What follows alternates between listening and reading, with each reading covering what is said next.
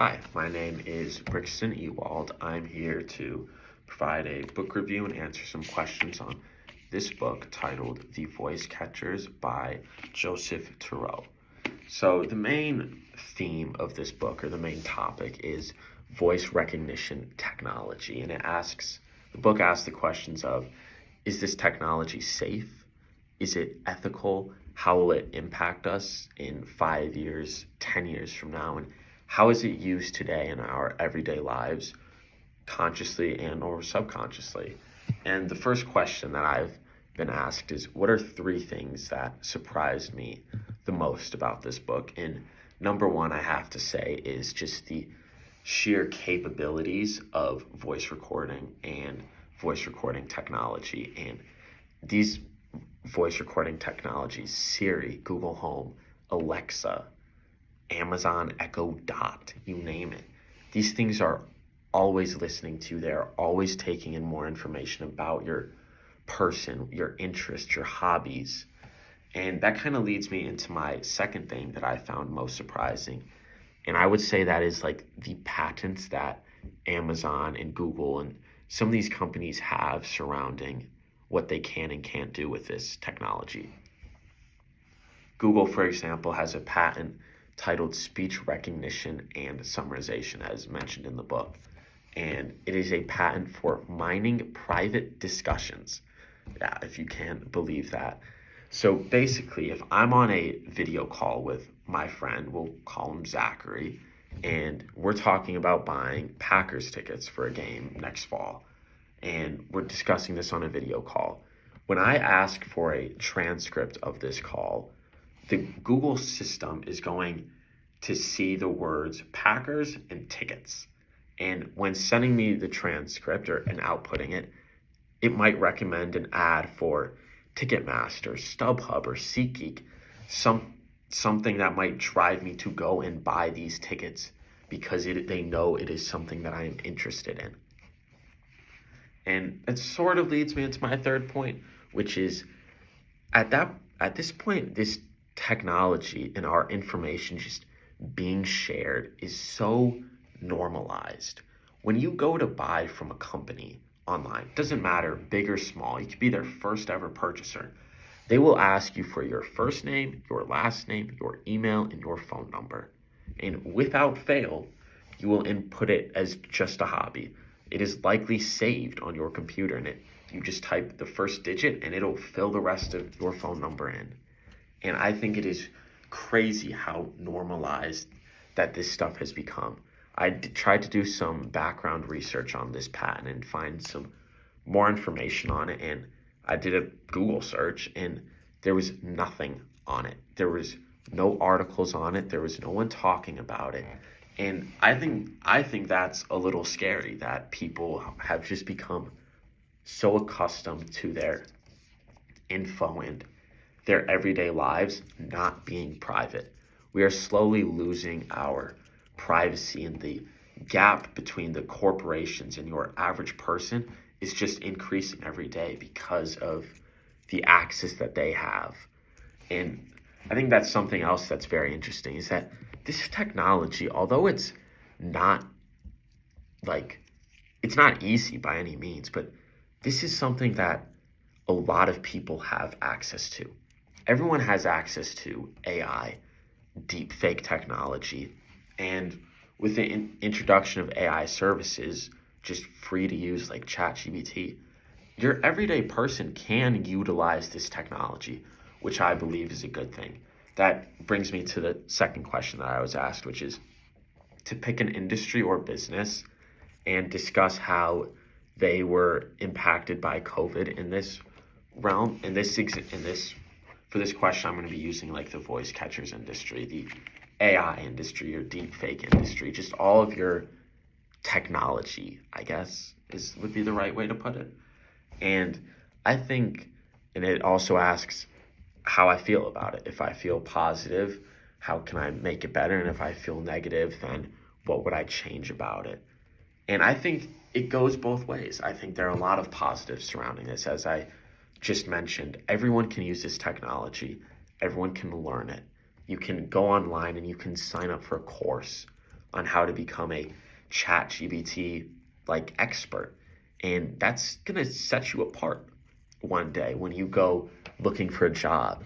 If you know how to use this AI software, use this AI technology, that's going to give you a huge edge because it gives the corporation an edge.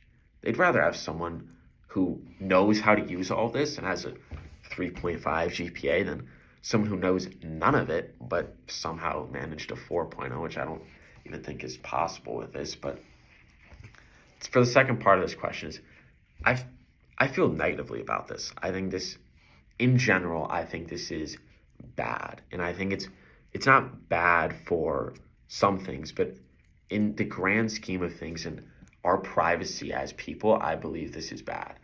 If you go onto YouTube right now or TikTok, I use these platforms all the time. I see this stuff. I could find a video, an AI generated video of Freddie Mercury, who died almost 30 years ago, less than, singing Let It Go from Frozen, which came out 10 years ago, 20 years after his death.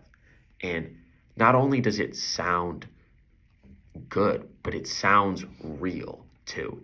And that's what's scary. I think this technology brings forth a potential of incarcerations, people being falsely imprisoned because of evidence that is generated from AI. And the problem is that you have AI detecting software, but AI detecting software at a certain point can't detect AI because the software is going to be built by AI. So there's always going to be a gap. You're never going to have a incredible AI detecting software because in a certain time, AI is going to rule everything. And if I was a corporation such as Amazon and Google do this is kind of what the book is about. It talks a lot about Google Home, Amazon Alexa, and how they got into this industry. Every company should be doing this. Every company should be utilizing AI. Every company should be going on ChatGPT 4, paying the $20 for their advanced subscription and seeing what ads they can create online for just $20. Why would you pay someone a huge salary when you can create very valuable and very good ads online using software? And that's something that COVID brought us is convenience. What's easy? Why would I do this when I can just do this? Why go to the store and pick out a box of pasta off the shelf when I could pay Jack an extra $1 and he'll go and bring it to me? I don't have to leave my couch. I can keep working. I can keep playing video games. I can keep cooking. And the aspect of convenience is huge. And COVID really brought us that. You saw a huge spike in DoorDash sales, Instacart sales. All of these industries boomed because of how convenient it was. And they stayed relevant afterwards too. They didn't drop off because people started going out more. These things stayed relevant and they are here to stay. And if I'm a corporation, if I'm starting a new business, I want to know how I can get into this. How can I utilize this to its fullest? How can I maximize its potential to maximize my power and maximize my profit as a business owner? And the third question I was asked is, how does the trends in this book impact your employer? And the main trend of this book is increasing voice recognition technology and just like analyzing people's voices. So for the purpose of this question, I guess I'll use Amazon. And Amazon one day is going to use these voice recordings. And I did some research on Amazon and their generative AI, which is basically AI that it generates text responses. It's the AI that runs ChatGPT. Well, it's the type of AI that runs ChatGPT.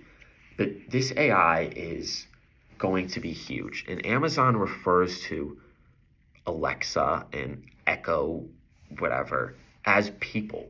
They don't see them as robots or appliances. When you listen to when you read these Amazon articles, they refer to them as people, and people that are going to be able to build conversations with their customers. I think that's terrifying because you're a kid. Your imaginary friend now is going to be an AI software that is tracking you and using your information.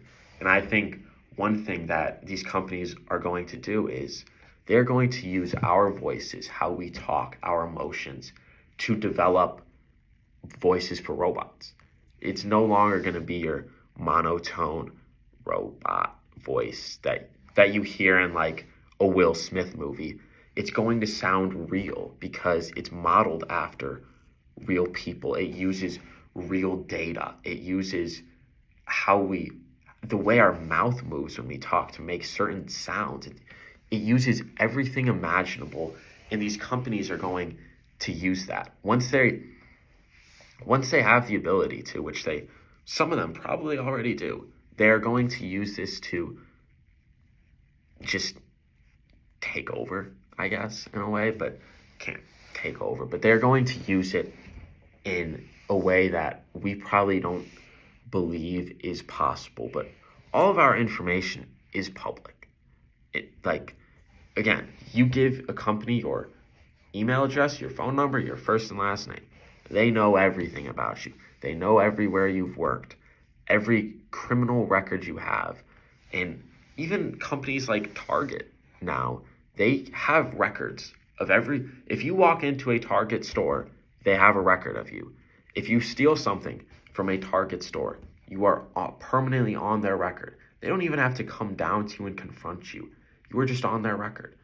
And every customer that Amazon has and every customer that Google has goes into their database, and soon their voice is going to go into their database. And it already is. And this is something I'm scared of. I don't have Siri enabled on my phone. I don't have a Amazon Alexa in my room at my house.